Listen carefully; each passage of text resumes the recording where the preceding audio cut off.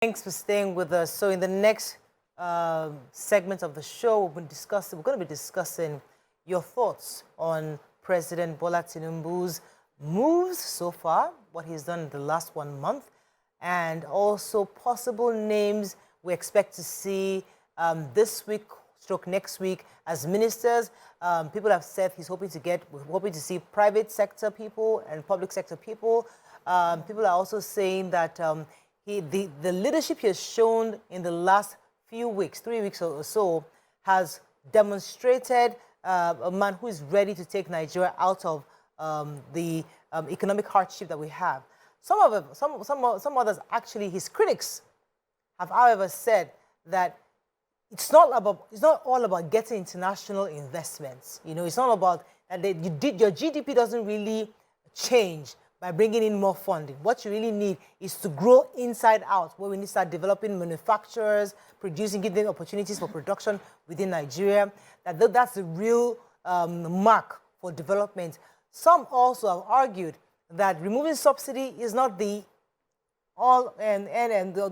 success indicator for us. Now, because the truth, according to some experts, have said that subsidy removal subsidy is required for most a nation that is producing oil. There's a need for subsidy. But some have said the real problem is the fact that government's inability to curb the exportation, the illegal exportation of fuel outside our country. So those are the real issues, that you're only you're covering up government's inadequacies of inability to curb the illegal removal of our subsidy and the removal of our petrol to neighboring countries. Instead of doing that, you're now removing subsidy, because subsidy is, according to many, is required. What are your own general thoughts? Those are the kind of conversations going on out there. We'd like to hear Nigerians' views on all the various things I've said earlier, on our president, his plans for the economy, his possible names on the ministers' list, and also if indeed his current moves will really help Nigeria. Call us on the numbers on your screen: 081-270. 514-678, 091-241-63440. You can also tweet to us at TVC Connect. Please hashtag YourViewTVC so we can read your tweets. So let me let you start. So the president, let me start with the ministerial list and the analysis that has been going ahead of the ministerial list. When the president was the governor, and his campaign to become president was based on the fact that how well he did as a governor. He spoke about how he knows how to put the round pegs in the round holes. He knows how to pick and build leaders. I agreed, because there was precedence. We've seen what he did in Lagos, example of him creating a vision, putting the people that could drive the vision in those strategic places. But another angle is the fact that he's coming in after almost 20 years of being, from that time. And most of the people he took in from being technocrats then have now been politicians for the past 20 years. And I really don't want to see a lot of politicians in the list of ministers. I really want to see technocrats. I want to see people who maybe they have retired from public service, or a lot of technocrats that understand leadership and have built something substantial with their life before now bringing them into government. And I worry that because of the level of negotiations that took place to make him emerge as the president, we might end up seeing a lot of politicians. There's always that conversation, Tokwe, and I'll come to you now, BC, because people say, yes, it's nice for him to put technocrats, but technocrats probably didn't get him there. You know, it's politicians. So how do we find that balance? Because as much as we want to do these big things in these first 4 years, don't forget that there's a fourth year of elections. You need a re-election. You need a re-election. So you can't totally sideline politicians. At some point, you need to consider them. So these are some of the hard nuts That was to why crack. I said that when you think back at 1999, when he brought all those teams together, there was no politician or group of politicians that brought him into power. He had a clean slate. But right now, there are responsibilities for him to settle some people. And I want to believe that he has the will to say that I will settle you people, but we also need to deliver on the promises, and I will need these people to be in this strategic position. I'm looking forward to seeing the appointments. And when we see the list, we'll come back and discuss it again. Yeah, go ahead. So I personally believe that he understands what is at stake. He's someone who is very good with thinking the future, right? He knows how to balance things in such a way that everybody will be taken care of at the end of the day while we don't move away from the goals. People have said this about him when you work closely with him. I haven't met him before. I haven't worked closely with him. But we can see from the precedents that he has set that he would find a way to bring everybody together. Even those who we felt were upset with him, and you know, we see them hobnobbing right now. Everybody's smiling, and you're wondering, this man knows how to bring people together. So in terms of getting technocrats, the people that would do the job, I know that that should be, or that would be, his first priority from his precedents. I want to believe that 20 years being off the scene has not changed who he is as a person, has not changed who he is as a goal-oriented leader, that he will still remember the work that needs to be done and fix the right people to do it. And also find a way. No, also, you must put this is politics, and he plays politics well. So he knows the politicians that he will still bring in. He would also look for politicians that will be able to do the work. Because you're a politician does not mean that you should not do the work you're supposed to do, right? So I know that he will be holding them accountable, that even if I'm putting you here because you have helped me to get this far, you must be able to do your work, because I would ask you that question. And Nigerians are watching, and they will ask you that question. And President also promised us 35% affirmative action. Yes. We're waiting women to and see. youths, he told us. We would like to see, because I would definitely hold him to that. I want to know how many women are going to be in your cabinet, how many young people are going to be in your cabinet. I'm happy that he has a few special advisors who are young. I mean, I think the lady, there's a few others, which is great. But we'd really like to see more women represented in his cabinet as he's constituting his ministers. Now, go ahead. You were talking, after we mentioned the ministerial list, you also spoke about the economy and how there are some people saying that the first moves he's made is not all it takes to make Nigeria work. And to a large extent, it will seem like, you cannot please Nigerians. When the former one did not do it, you say he no get liver to do am. This one can't do am, you say he no reach. Well, it is the first step in the right direction, but there are many other steps that must be taken to get us to the right place. Because one of the things that has been a problem in Nigeria is not just about the lack of funds, it's about weak institutions. So if we can strengthen our institution, put systems in place, if the institution was strong and there were systems in place, subsidy itself was not the problem. It was the lack of institution or having systems to punish people that were sabotaging our subsidy. How can trucks be leaving Nigeria and you cannot arrest anybody? You cannot prosecute. I think Bishop is talking about prosecution. You cannot prosecute the thieves. So it's not about removing the subsidies. It's about those who have been stealing for X amount of years. Where are they? Where are their lists? They've been pointing fingers towards NNPC for many years. That there's something about NNPCL. They're shrouded in a lot of secrecy. What is going on within the NNPCL? Some people are using their figures being pushed there, and we still have not had enough extracting of that place. They've done forensic reports. I'm even tired of saying forensic. And we hear stories that we don't see getting to the end. So I think that the president has already started right, and I think he also knows that there needs to be strengthening of the institutions to finish what he has started, so that after him, it will not become, we won't go back to the way it was before. Let me take this call from Prince Momo. Good morning, Prince. Thanks for calling.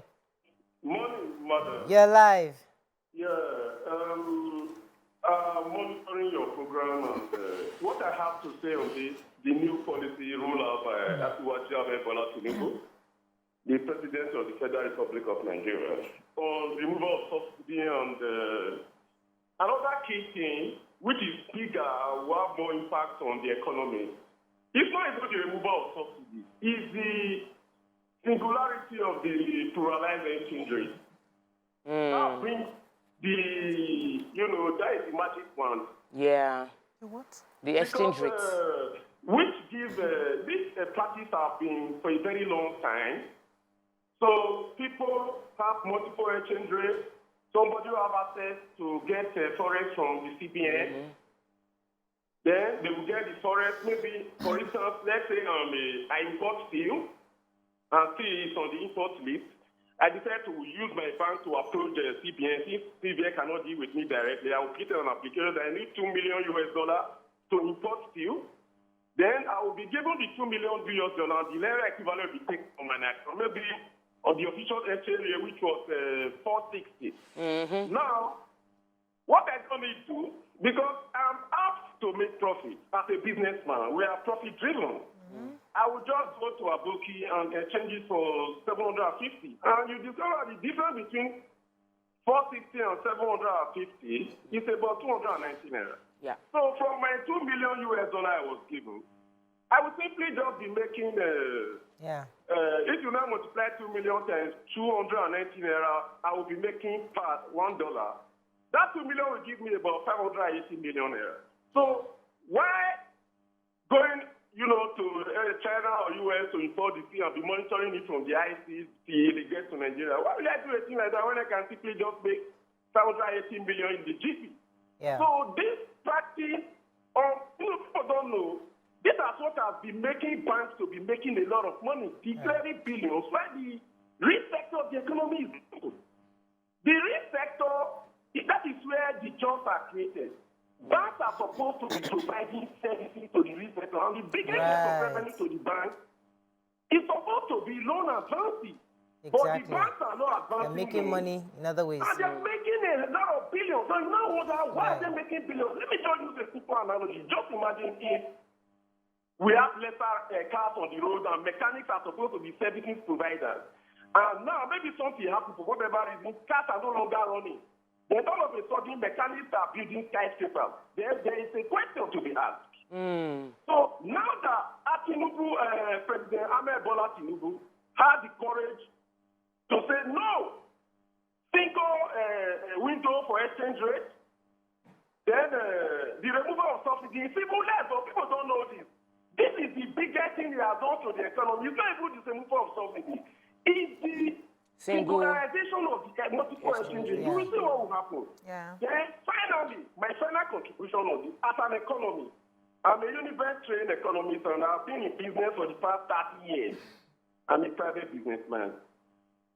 And I have a full-time lecturing job with the Polytechnic out here. So I live in Auchi to be specific. Another thing the government needs to do is the minimum wage. Yeah, the minimum wage should be total and reflective. Yeah. Because the purchasing power of the consumer is very low right now. So it is what I can do. A lot of people are managing. For instance, my car. So find my car takes me about 100,000 naira. So when you pay a lecturer, maybe a lecturer 3, for instance, who collects maybe something in the region of 122,000, 23,000. Assistant lecturer maybe in the region of 110,000. Then the person cannot do anything with that money. So potential you just take it. Whether you own a car or not, maybe you assume we have a family of... Prince Momo, I think I get your point. Thank you very much. I enjoyed your analysis. Thank you very much. I like the way that he broke everything down. And Nigerians are hopeful right now. The policies that it seemed like the former administration was skeptical about making because they didn't want to be in the bad books of Nigerians were pushed. And, they kept pushing till we got to this point. And the fact that the president was decisive in standing to say, this just has to go, let us see where we are, is a good sign. It's a good sign that there's willpower to do what is needed at the time. But I'm not so optimistic about seeing prosecutions. I don't think I will see, because somehow there are powers that be, that sector, that cabal, that controls things. I think they're so powerful that I don't think the president has the energy to face them head on to say, I want to prosecute. So I'm not looking forward to prosecution, but I'm looking forward to the stoppage of the corruption that has been happening with this removal of subsidy. If we can curb on that, we can save things that we use for other aspects of the economy, the infrastructures that we need, the quality education that we need, the medical health and infrastructure that we need. We can use that for it. But to say that very soon we'll start hearing prosecution of this person and that person, I'm not looking forward to that, because I don't think it will happen. Well, you'll be happy if it does. Of course, I'll be overjoyed if it happens, but I'm not looking forward to that. Okay, let me take Hassan from Lekki. Thanks for calling, Hassan. Good morning, everybody. Good morning, sir. This topic is a very sensitive one. You see, I voted for President Bola Tinubu to become the president of Nigeria because I have a trust in him.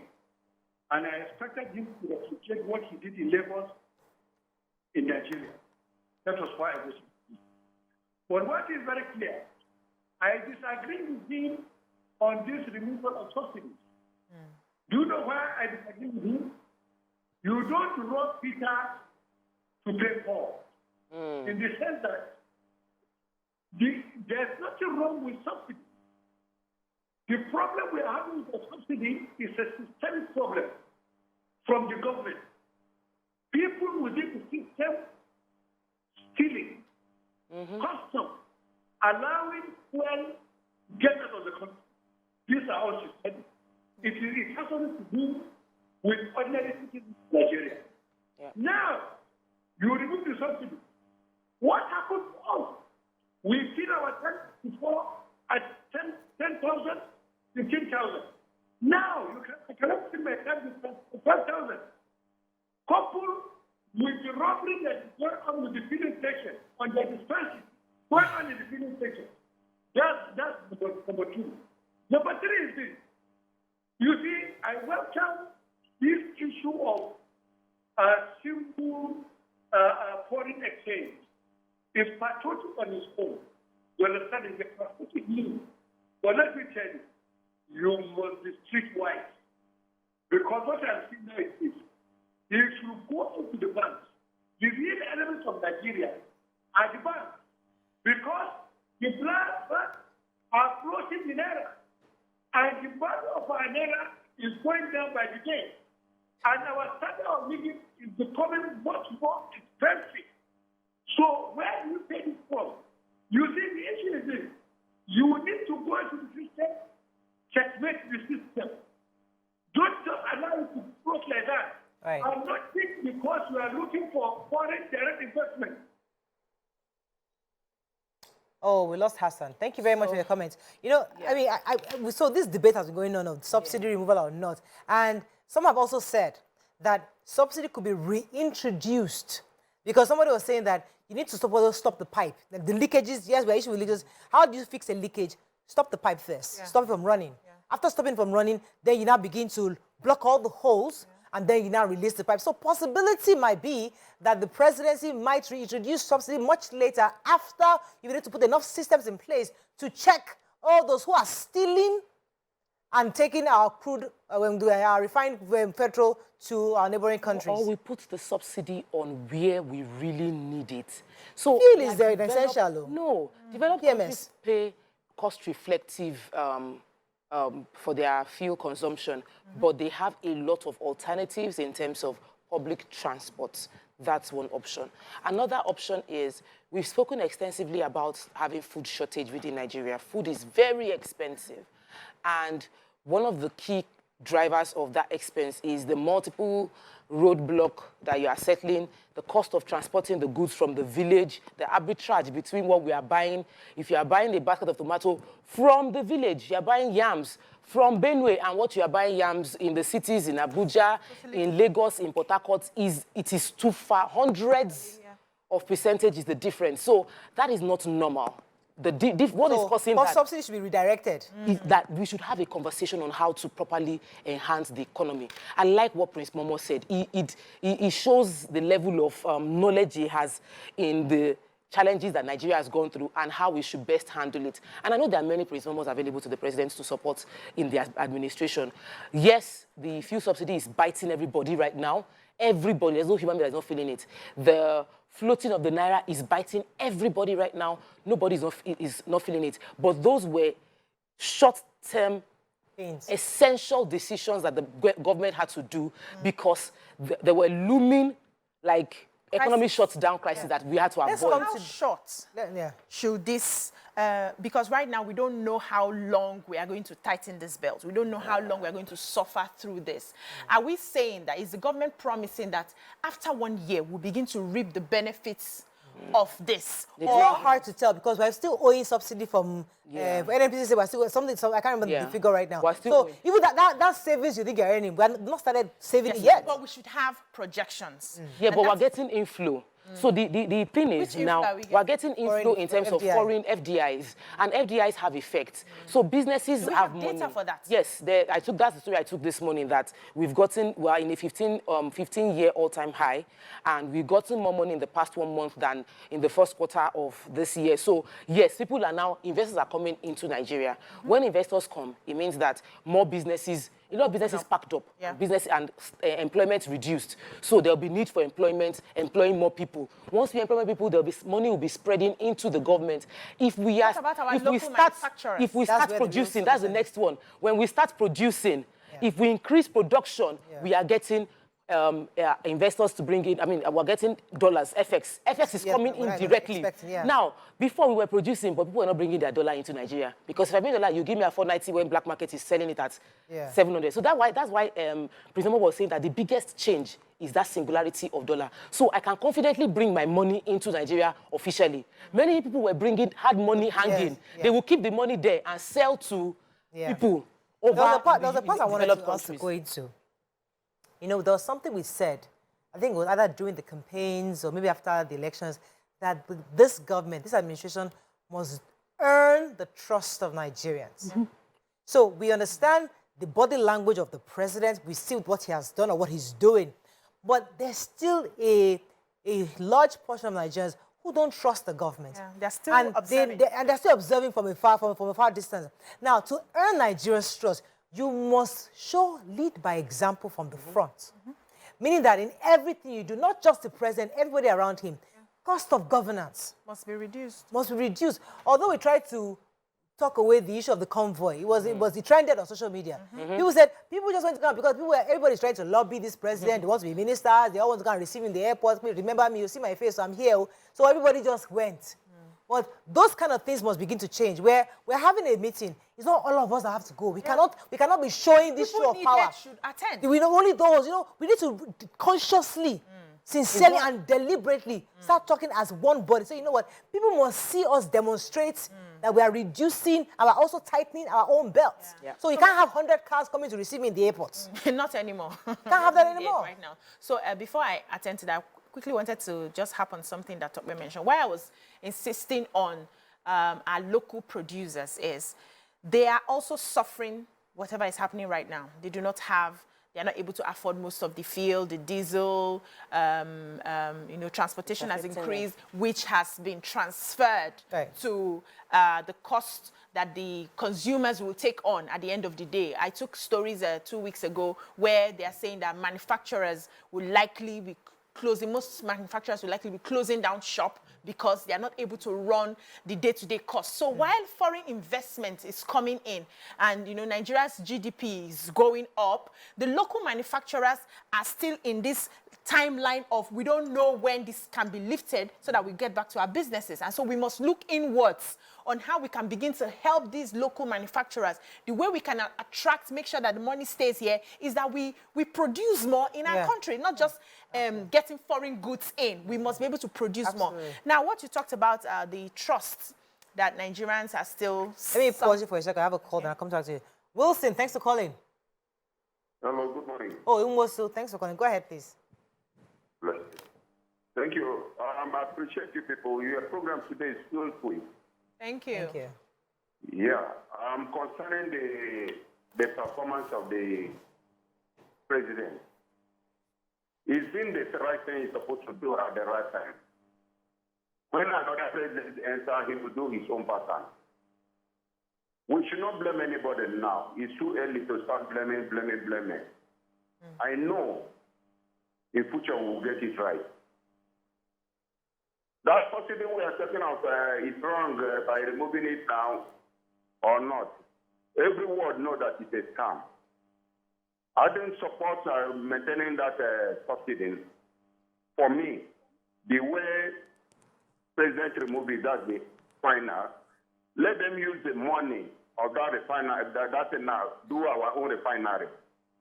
That's a billion, trillions, and repair our own refinery. That's for example. Some have mentioned about subsidy. They are not thinking how we are going to grow. and create employment in our country. We based on Dangote, we are shutting Dangote. It's the same we are partner of Dangote.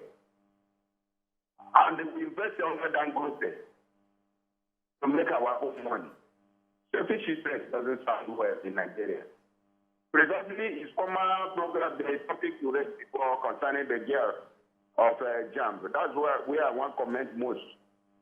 Please permit me to say one point in there. They are not saying big writing by supporting the needy. Okay. 1. 2. The other thing, like my son now took JAMB. He scored 298. You want to read the aeronautic engineering. But where he made a mistake is the school of his choice. That's where he made a mistake. But it doesn't mean he will continue reading engineering somewhere. Later, I believe that he can change. But there is something there. You say this gear now manipulates. Is he the one marking the results? 1. INEC JAMB supposed to give us the correct information concerning that thing. That spokesperson just defends his office because without JAMB, we will not get that thing. That result of that year, without JAMB. Correct him. Mr. Wosu, what Dr. Fabian said was, as a student, you can send a text message to request for your result, which, because they have a relationship with telco, so they're able to withdraw, to acquire the phone number she used to request. From that, they saw the information that she requested. JAMB replied her that she got 249 accurately. Then either her or whoever is with her or whatever it is deliberately changed that text message and resent it to the JAMB phone number, hoping that it would be maybe somehow inserted in her system or seen as her own, reflected as her own real number, real score. But that's not the actual score. So there was a manipulation. That's why they kept saying manually altered and manipulated the score. So that's what happened. So as if it wasn't at the point of JAMB scoring. It was at the point of... I appreciate your explanation. One thing there now is that JAMB still has a work to do by setting another question for her, exam for her to sit and defend what they claim that she scored, than giving her unnecessary punishment. Because that baby, it's not unnecessary, Sal. It's forgery. No, it's a crime. It's forgery. The girl cannot forge it. Now somebody forged it for her. They will investigate. investigate. It's not here. Let them speak to the girl. Thank you, Mr. Nwosu. So it's important that we inform Nigerians. It's a crime. So if it was something she did, it was a crime. We are hoping that somebody manipulated her. And hoping that after further investigation, that somebody else, so maybe they can be more lenient. But if indeed that crime was committed, there should be some kind of a consequence. I'm only hoping that it will be more lenient than that. Because of her age. Yeah. Yeah. So back to the matter. Yeah, we're talking about trust and how trust. Nigerians want to see the government tighten their belts, like we are all suffering and tightening ours. This is not the time for largesse. This is not the time for getting new cars, getting new, paying outrageous pensions that are not necessary at the moment. When there is a boom, of course, everybody would enjoy. But right now, it must go round. And the government must have people who are skeptical about them. There must be a group of people who are there to monitor, who are there to challenge, criticize every step. But if the government, the administration knows what it's doing, they will have to be steadfast. The only hope is at the end of 1 year, because I don't like to rush people, and we are rushing in most of the things that we are saying right now. We're saying this, we're jumping, we're saying that. Let us wait till the impact comes. At the end of 1 year, we should be able to look back and say, thank God, we have this leader who is leading us into our El Dorado, and not looking back and saying, we wish it was another person. Somebody was saying something. So let's be a bit patient. People keep forgetting that a lot of people are just so used to how government is run. forgetting that it's a new president. Yes. You know, the largesse or the fluidity of how things used to happen. You just go to Abuja. I think it was even Morayo that tweeted. He said, this guy is different. You know, if some people back in the day, you come to Abuja, you maybe get a hotel, you lodge around that, you know, you get a few friends who are giving you either the access to CBN vault, you're doing, you know, all those things that used to happen back then. It's different now. Wow. There's a new sheriff in town. So the largesse you think that is available is not there. And lots of people are lobbying to be ministers around him. They might not even get it. You might look over your head. So we're all waiting, because the truth is that every single move this president makes, people are watching. People are watching, yeah. And he needs to be very careful. Which is why we should pray for our leaders. And I know that it will seem like we've been asking Nigerians to pray since forever, and it seems like the more we are praying, the worse the situation is getting. But we wouldn't stop praying, because let your mouth be blessing your country, not cursing your country. Let your mouth be blessing your leaders, not cursing your leaders. If our president succeeds, and I pray he succeeds, we are all benefiting. Yeah. And it will not fail. But if that happens, we would all be feeling it. Yeah. So let us be conscious of that. Yes, deal with the situation. If you see a policy that might be going bad, shout and talk about it, but always ensure that you're speaking positively. Let me take this call from Femi, from calling from Abuja. Thanks for calling. Our final caller. Hello. You're live. Go ahead, please. Good morning. Yes, concerning the ground issue, I want to say that Dr. Fabian is a liar. You know, because it is not true. This is technology we are talking about. How can she send back to their server? I was listening to him, and I looked at him and said, does he think we are fools? You know, let them admit that they've made mistakes. Simple. If you are to be in another client. Hello, Mr. Femi. I don't think Mr. Femi heard him. He said she sent a message back to the short code thinking it would get to their server. But he didn't, because it doesn't work that way. That was what so they were going by the data from the telcos to see what the activities. She replied that message, but it didn't get to them. Yes. We listen with filters. Yes, we all listen with filters. Yeah. Yes. And it's important that I know we don't trust the system. I know we've heard so many things about the system. We feel like everybody there, they are So corrupt, telco will give you a report. Your job is just to look at the report. Who did she send the message to? Who did she receive from? And that's what Dr. Faber was telling us. Yes. You know? So please, and you know what, we are discussing largesse and all of that, but you know, this matter of not trusting or disbelieving the system is a major issue, and I always take Serap's stories, because Serap's stories are very, very important. Serap was saying something. Serap said that they wanted transparency on all the expenditure, transparency on all of that, and I think that the government, the last government used to sort of see Serap as a sponsored company, a sponsored NGO. Please, Serap gives us a platform to checkmate what is going on. So please reply Serap at every point in time. Let us know what you are doing. When you have your meetings, eat local biscuits or don't eat biscuits, because some people cannot afford biscuits. You know, don't even let it be obvious that see our fake meeting right now, there's no budget. Imagine you eat from your house or you bring your refreshment. That one. See, imagine it's small, but it's a body language that would carry a lot of response. And don't just say it, do it and back it up consistently over time. These videos we are seeing of all these dignitaries going to go and see our president, even our president, they're all wearing our clothes. Yeah. Imagine all of them wearing Adire.